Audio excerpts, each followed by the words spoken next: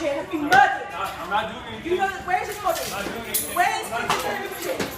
A Tibetan Buddhist teacher and community leader has been murdered by the Chinese government. Security. He must be. We need to know where his body is. Security. His family and students are outside right now. We need to tell us where his body is. We need to know where his body is. You need to release his body. There's thousands and thousands of Tibetans outside in Tibet, outside of the prison, outside the monastery, waiting for the body to be released. Murderers, get out of our country. You do not deserve to be in our country. Get out of our country. You have no right. You have no right you have no right to murder our people, burn our people, or destroy our culture. You are not destroying. Picture. No pictures, please.